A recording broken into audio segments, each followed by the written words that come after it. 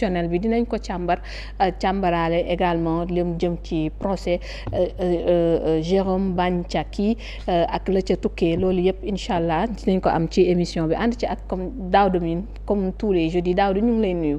maa ngi lay fay soxna Aïda. ñu ngi lay fay.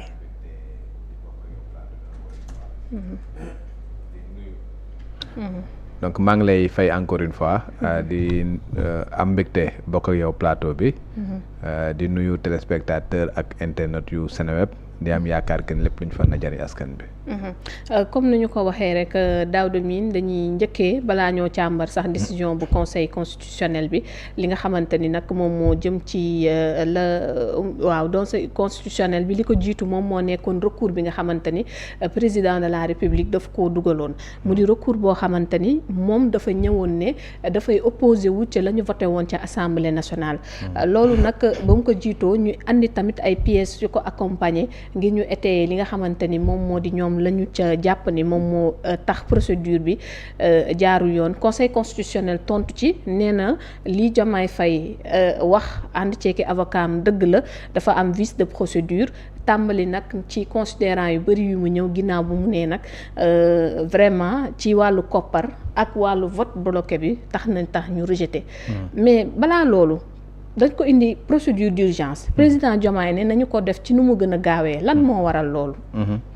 waaw xam nga procédure d'urgence la loi organique sur le conseil constitutionnel daf ko prévoir te jagleel ko le président mën na bu leen di saisir moom ci boppam mu invoquer la procédure d'urgence comme ni président mën a jëlee benn projet de loi yóbbu ko assemblée nationale daal di demander à ce que ñu examiner ko en procédure d'urgence loolu ay prérogatives yu nga xamante ne sunu ay textes dañ ko jox njiitu réew mi que mu nekk pour assemblée nationale que mu nekk pour conseil constitutionnel te bu fekkee ni loolu la invoqué ñoom dañuy am obligation ñu jëfe loolu normalement da ngay gis ne recours bu duggee conseil constitutionnel fanweeri fan la am pour addu ci mais su fekkee ni le président dafa ñëw ne moom dafa bëgg ñu examiner ko en procédure d'urgence loolu moom moo koy décider cëggalu guyam la quoi. waaw ay prérogatives la yu nga xamante ne moom moo gis ne xaj na def nañ li nga xamante ne moom mooy vote bi adoption bi à l'Assemblée nationale moom si boobu moo xam ne da koy yóbbu référendum mais bëggoon na au moins xam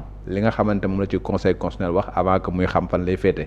voilà surtout que moom dafa jàpp que ni procédure bi nga xamante ne fa lañ jaar pour adopter proposition de loi boobu nga xamante ne député yi ñoom ñoo ko voté moom jàppoon na ni am na yoo nga xamante ne daf cee sooxe loolu moo taxoon mu def recours au niveau du conseil constitutionnel. alors gis nañu même ci biir décision bi conseil constitutionnel dellu ci moom. ci prérogative yi ko yoon jox ngir mu mën a àddu.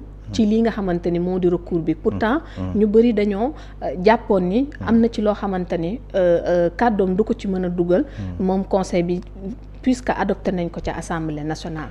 waaw en fait boo xoolee le président Bassirou Diomaye Faye bi muy def recours am demandé wul à ce que le conseil constitutionnel daal di wax au fond sur la forme la demandé dafa demandé à ce que le conseil constitutionnel daal di dàq loi boobu parce que jàpp na ni procédure bi nga xamante ne moom lañ jaar am yenn article yu nga xamante ne moom la visé notamment article 82 alinéa 2 bi ak article 82 alinéa 4 bi ci loolu la basé wu pour wax ni wax dëgg fa yàlla am na ay texte yu nga xam ñoo nekk ci constitution bi assemblée nationale respecté wu ko ba nga xamante ne mi ngi voté la proposition de loi bu député yi déposé woon et loolu nag dafa jàpp que ni ko loi bi waxee loolu dafay vicier la procédure donc la nga xamante ne ñoom voté nañ ko dafay entaché wu d'irrégularité dafay nekk lu nga xamante ne dëppoowul ak constitution bi et bu dëppoowul constitution bi dañ koy dàq purement et simplement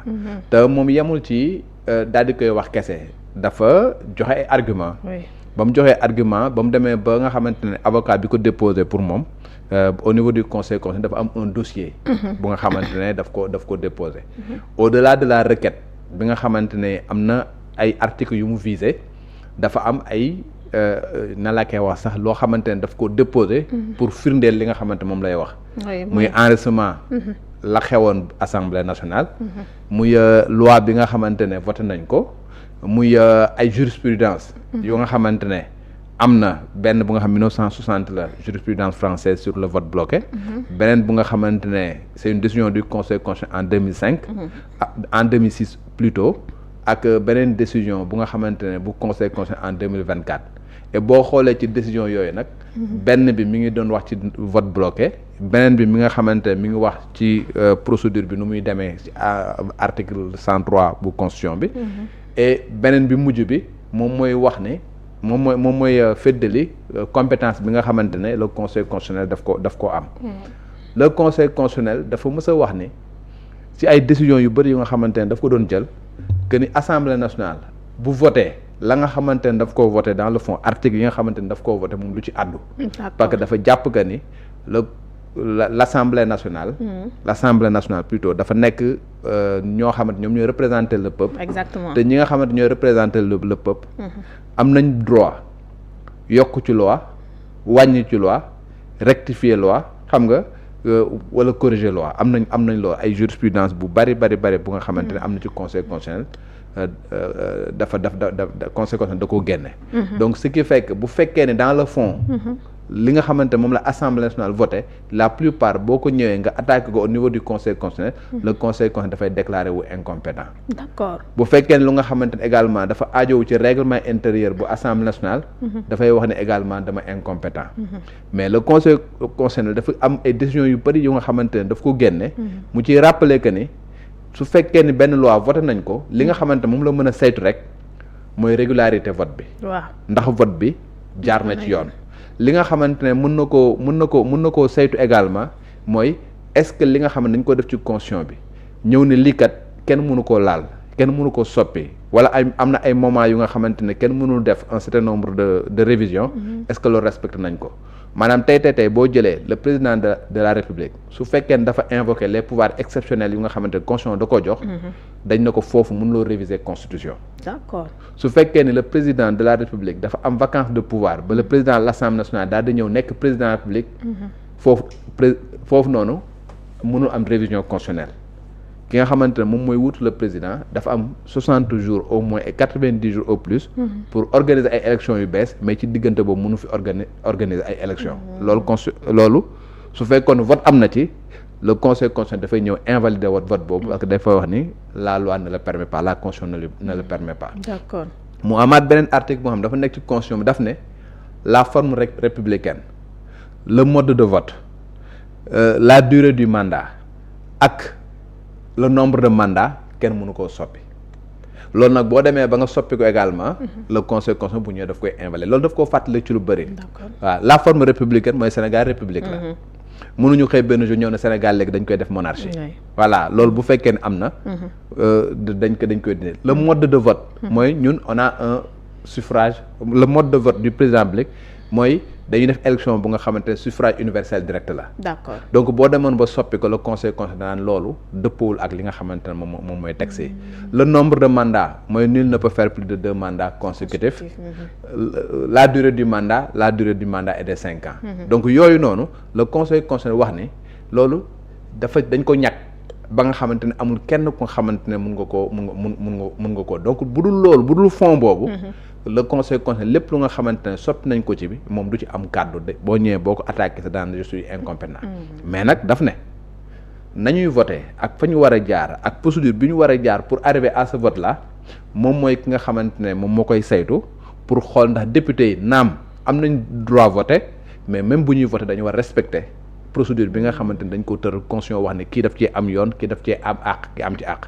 te constitution bi dafa am loo xamante dañ ko may député yi am loo xamante dañ ko may président. xam nga et ku ci nekk nag ci ñoom cër bi nga xamante ne da nga koo am dañ ko war a respecter soo ko respecté wul voilà conseil constitutionnel mën na jël décision bu nga xamante ne mooy comme décision bi mu jël nii. alors comment expliquer benn ci élément yi nga xamante ni gouvernement bi indi na ko. muy décision rendue par le conseil constitutionnel en 1960. même su fekkee gis nañ benn précision ci biir bi wane ni. jamono jooju Sénégal obteniragul woon indépendance bu nekkoon décision boo xamante ni conseil constitutionnel bu France la tënk. waaw non xam nga lu ci bëri jurisprudence nit ñi que mu nekk conseil constitutionnel que mu nekk ñi nga xamante ay juristes lañ. lu ci bëri bu ñuy invoquer jurisprudence mën nañu invoquer la jurisprudence sénégalaise mais mën nañu invoquer la jurisprudence française. D'accord. parce que sunu ñaari droit dañoo méngoo et lu ci bëri sunu ay textes dafa nekk ay textes yu nga xamante ne dafa dëppoo ak textes yi nga xamante ne moom mooy texte France. tey jii même loolu nga xamante nañ ko wax bu 1960 boobu nga xamante ne ñu ngi kon tey jii boo jëlee la constitution française en son article 44. la nga xamante ne dañ ko wax ci vote bloqué c'est exactement les mêmes termes. que li nga xamante moo nekk sunu article 82. D'accord. c'est les mêmes termes. donc tey jii boo xoolee sur beaucoup de textes yu nga xamante dañ ko am. beaucoup de textes boo xoolee nañ ko bindee ak na ko France bindee c'est quasi identique parce que ñun sunu droit. pour la plupart dañ ko hérité de la France. parce que France moo ñu colonisé voilà et suñu ay textes yu bëri c'est des textes yu nga xam dañ ko jëlee France. donc nag na nga xamante ne le juge français noonu la rendre woon ay décisions en l'absence d'une jurisprudence sénégalaise. la plupart dañuy invoquer la jurisprudence française pour véritablement ñu mën a xam réellement lan mooy li nga xamante ne moom lañ ci jëloon comme décision. d'ailleurs ce qui fait que sax ñu dugg ci point bi ci fond décision bi. ndax dañu gis conseil constitutionnel dikkaat na bu baax a baax ci règlement yi nga xamante ni moom mooy ànd ak proposition de loi bi ni mu waroon doxee. benn bi mu njëkk a sukkandiku ne. tax na ba ñu ne dañoo jargati li nga xamante ni moo di procédure bi moom moo jëm ci recettes yi defe naa ñun wax nañ ko fi waxaat ko fi te am na ñaari point yoo xamante ni dugaloon nañu ci sunu kàddu keroog mu jëm ci cour constitutionnel bi ak CENI bi yi ñaari point yi la évoqué ci article 82 bi alinéa 2 waaw foofu lan nga ci mën a faram-fàcce. waaw effectivement tey boo jëlee la constitution daf ne su fekkee ne proposition de loi la xam nga dañ ne initiative des lois président mën na ko jël muy exécutif comme assemblée mën na ko jël maintenant président bu ko jëlee loolu kenn laaju ko kenn waxu ko parce que mu indi ay recettes compensatrices pourquoi parce que budget exécutif moom moo koy def donc yow mi nga xamante ne yaa indi projet de loi pour soppi un certain nombre de choses di nga ko prévoir ci sa budget forcément bu dee nag assemblée nationale moom moo ko war a def ay député ñoom ñoo ko war a def la loi daf leen imposer naam am ngeen droit ngeen dugal proposition de loi am ngeen droit ngeen def ay amendement mais article 82 alinéa 2 daf ne su fekkee ne yéen a ngi def proposition de loi wala ngeen def amendement bu nga xamante ne dafay yokk budget état xam nga wala dafay wàññi ay recettes yu nga xam ne état daf ko war a am il faut que nga toftal ci benn proposition pour que li nga xamante ne moom mooy compenser loolu en termes de recette soo ko deful sa proposition de loi wala sa amendement dañ ko war a déclarer irrecevable. D'accord. Article 82 alinéa 2 da koo wax boo demee ci règlement intérieur bu assemblée sax daf koo féddale en son article 69 donc loolu mooy li nga xam moom moo nekk texte yi donc nag loolu nag bu fekkee ne yow def ko proposition de loi am lu nga xamante ne da nga koo yokk ci ay pouvoir cour constitutionnelle bi nga xam moom moo war a remplacer conseil constitutionnel am ay recettes yu nga xamante ne forcément donc comme bu nga xamante ne dafay yokk ci ñoom li nga xamante ne noonu la ñu doon fonctionner soo deful recette compensatrice dafay nekk lu nga xamante ne mën nañoo censurer li nga xamante ne da nga koo def sur la cour sur na la ko wax sax la CENI également comme dafa am ay compétences yu nga xamante ne da nga ko war a jox le conseil constitutionnel dafa estimer que ni dafa am ay recettes yu nga xamante ne daf ciy aajowoo te ki nga xamante ne moom moo defoon wala bokk ñi nga xamante ne ñoom ñoo defoon proposition de loi bi proposé wuñu li nga xamante moom mooy compenser recettes yooyu et dès l'instant où ñoom defuñu loolu rek dañuy violer à l'article 82 alinéa 2 et bu ñu violer article 82 alinéa 2 dafay nekk lu nga xam dafay entacher véritablement la régularité du vote bi nga xamante ne pourtant daaw de miin gis nañ ci amendement yi ñoom dellu woon nañ ci ginnaaw coow li ba mu ñëwee ba ñu ne il se peut que mu am vice de procédure parce que recette yooyu bàyyi wuñ ko woon xel gis nañu ba ñu waxtaanee bay def amendement yi ci lañ ne wàññi nañu 9 yi indi 7 donc du jar ñu ne ay koppar daf ciy tegu waaw mais même boo xoolee ci décision kii bi conseil bi ci décision conseil constitutionnel bi fa nga xamante ne fa nga koy apprécier mooy fañ ko déposer ak fañ ko discuter tey ba nga xamante yow yaa ngi déposer li nga xam moom mooy proposition de loi bi déjà même boo jëlee le règlement intérieur de l'Assemblée nationale le bureau de l'Assemblée nationale ne devait pas déclarer recevable la proposition de loi tant que amul woon li ñuy woowee ay recettes compensatrices proposition de recette compensatrice. kon irrégularité bi foofu la dooree. Irrégularité bi depuis le dépôt la. d'accord bu fekkee ne yow yaa ngi déposer une proposition de loi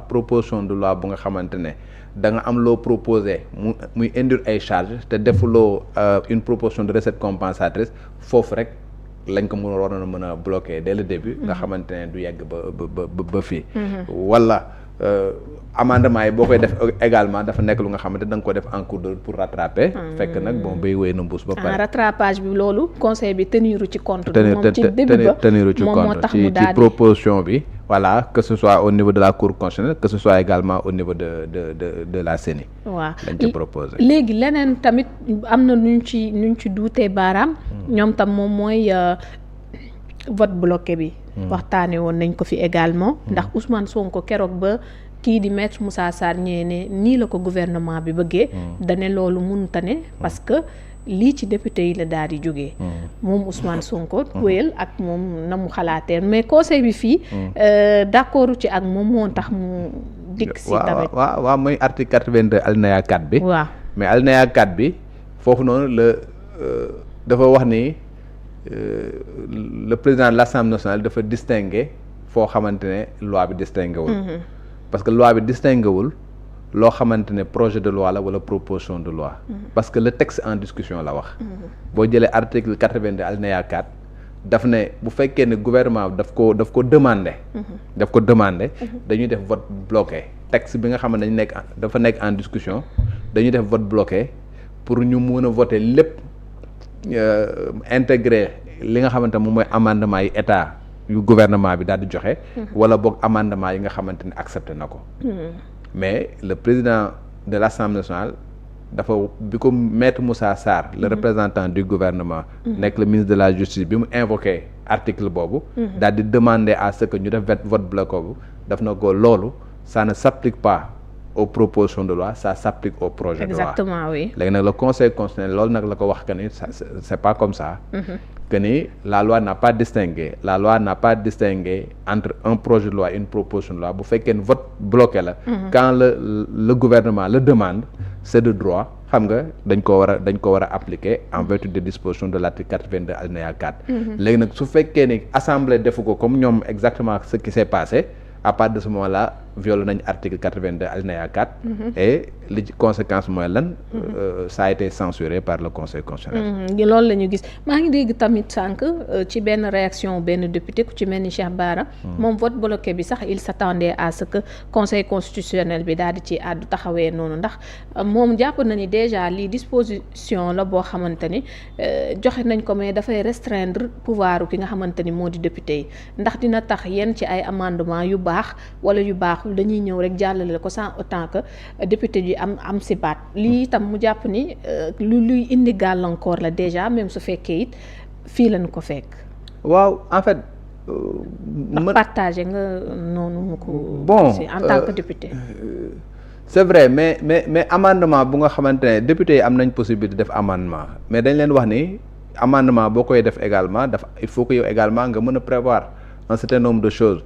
il faut que amendement boo koy def bu fekkee ne dafay am ay recettes yu nga xamante daf koy induire il faut que nga def une proposition une contre-proposition beneen bi également ki nga xamante ne moom mooy exécutif nga xamante ne moom mooy véritablement déroulé soo ñëwee chaque fois nga ñëw def ay amendement yu nga xamante ne dafay plan bi nga xamante ne moom la tëraloon daf koy salfaañe et consort c'est normal que kooku également ñu jox ko yenn jumtukaay parce que état quand même c'est une prévision c'est une planification voilà ce sont des choses yu nga xamante ne doo xëy rek voilà mu dal sa kaw comme ça te doo xam nan nga koy régler donc dafa am ay textes yu nga xamante ne dañ koo tëral ku nekk ñu jox la ay cër te képp ku nga xam dañ la jox cër également ñu wax la xam nga cër bañ la jox moyen wala mandarga bi nga xamante ne fa nga wala bokk yoon bi nga xam ne fa nga war a jaar pour exécuter cër boobu donc nag loolu damay jàpp que ni voilà c'est quelque chose bu nga xamante ne texte yi prévoir nañ ko et moi je n'y vois pas d'inconvénient voilà parce que c'est pour éviter